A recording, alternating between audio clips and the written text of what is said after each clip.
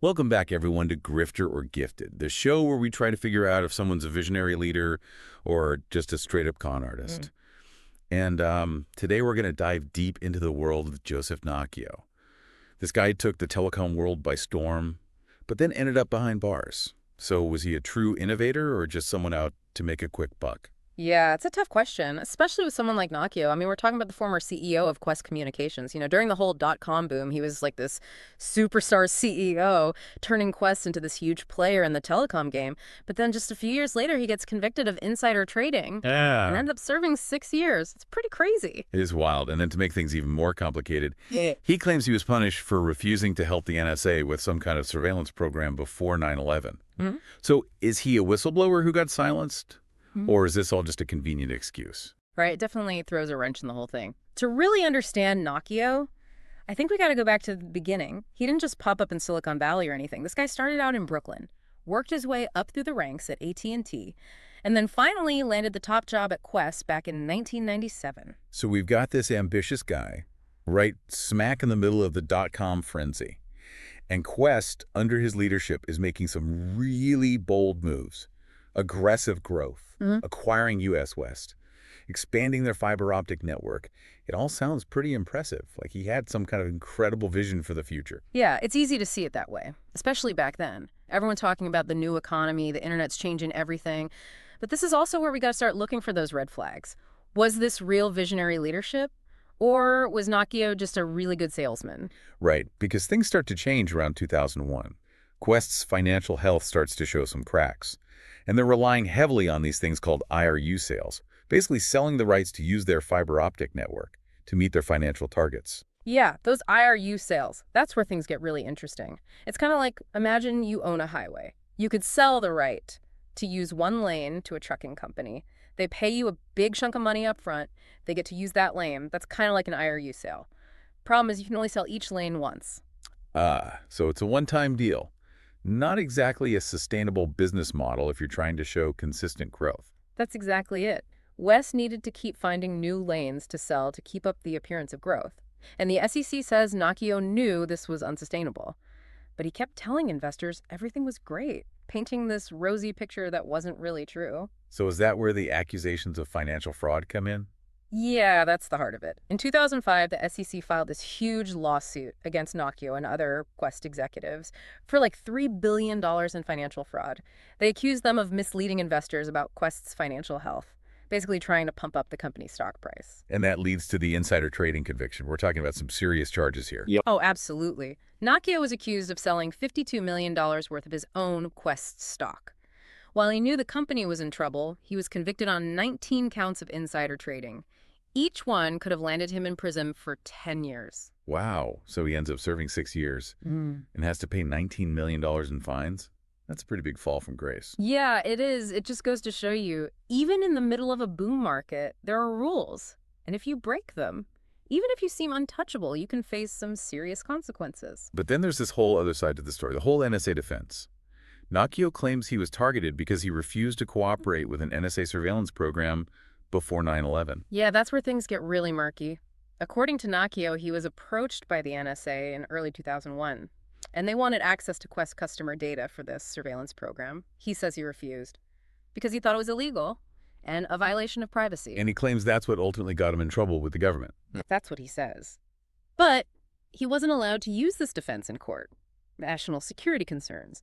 So we're just left with this big question mark. Was he really a whistleblower who got silenced by the government? Or is this just a convenient excuse to shift the blame? So we have these two very different narratives. On the one hand, you've got the ambitious CEO, built a telecom giant, but maybe got caught up in the dot-com hype and crossed some legal lines. On the other hand, you've got the potential whistleblower, standing up for his principles and paying the price. Yeah.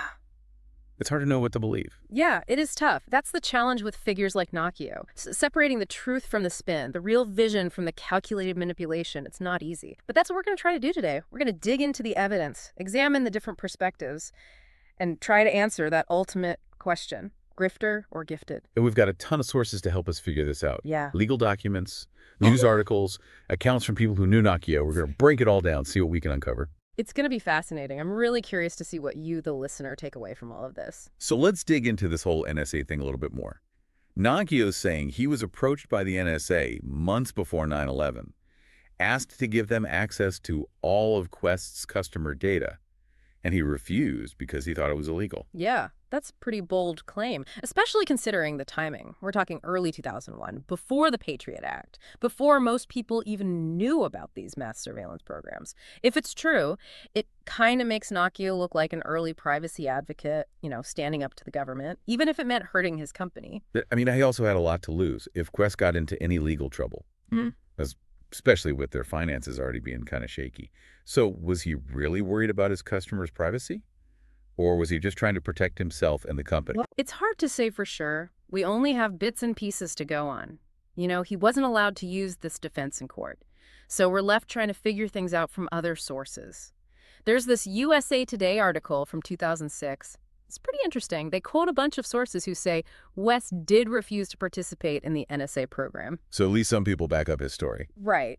And the article also says that the NSA put a lot of pressure on West, even hinting that their refusal could cost them government contracts in the future. That's a big deal for a company like Qwest. It definitely makes it seem like Nacchio was being targeted.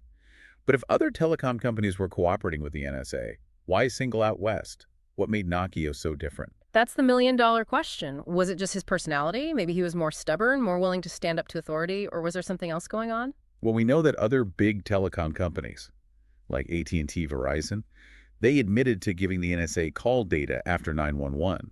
So if they were all in on it, why make Nacchio the scapegoat? It's possible Nacchio was just more vocal about his opposition, more likely to make a big stink about it. Maybe the government saw him as more of a threat, someone who might actually expose their program. Or maybe they just needed someone to take the fall. And Nacchio, with his questionable financial dealings, he was the perfect target. Yeah, that's a pretty cynical view, but it's not impossible. Remember, this was right after 9/11. National security was a huge concern. The government was under a lot of pressure to prevent another attack. Maybe they felt like they couldn't let Nacchio get away with defying them, even if it meant bending the rules. So where does that leave us? Do we believe Nacchio's story about the NSA? Or do we think it's all just a way to deflect blame for his own actions? It's a really tough call. There's evidence on both sides. We have these sources saying Qwest did refuse to cooperate with the NSA, but we also have Nacchio's history of financial shenanigans. Maybe he's telling the truth about the NSA, but maybe he's just using it as a cover-up. It's like we're trying to figure out if a chess grandmaster made a brilliant move, or if they just screwed up. Exactly. It all comes down to motive, and that's what makes these grifter or gifted cases so interesting. We have to look at everything, the context, the whole picture, and try to understand what was driving these people. Okay, so let's keep digging. We've got this mystery to solve. All right, so let's move on to the actual legal case against Nacchio.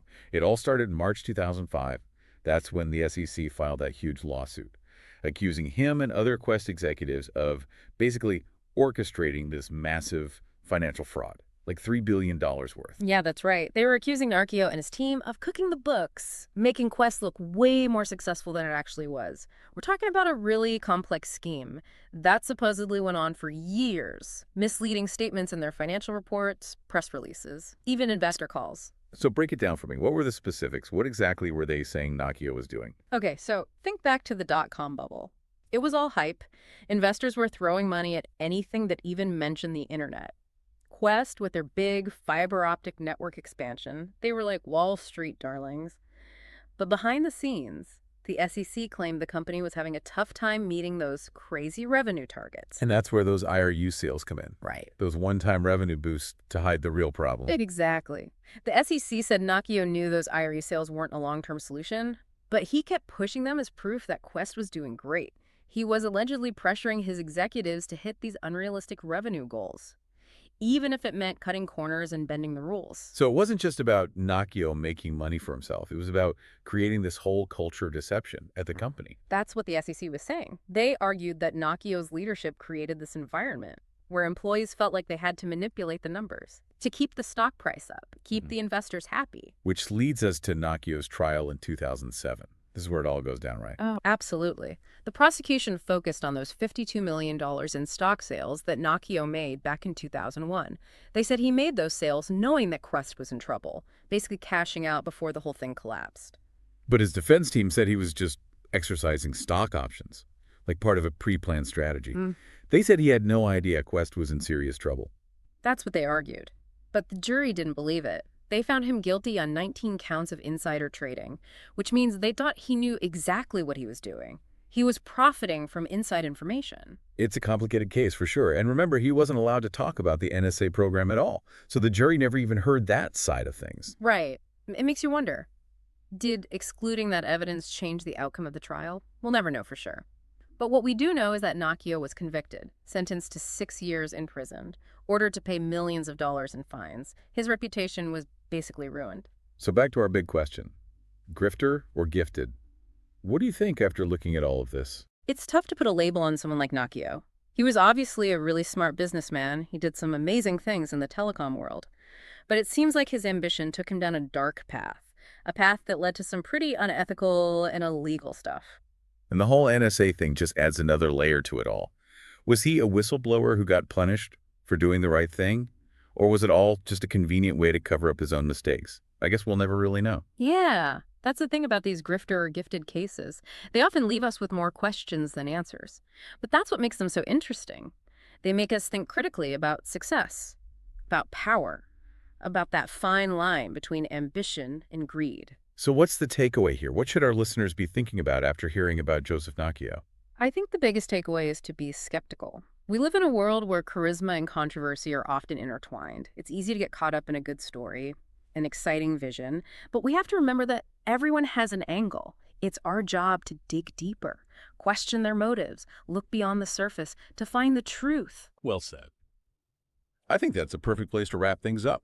To everyone listening, we encourage you to keep learning about Joseph Nacchio's story. Come to your own conclusions, and let us know what you think. Be sure to join us next time for another deep dive into the world of grifter or gifted, where we'll continue to explore the complexities of ambition, power, and the never-ending pursuit of success.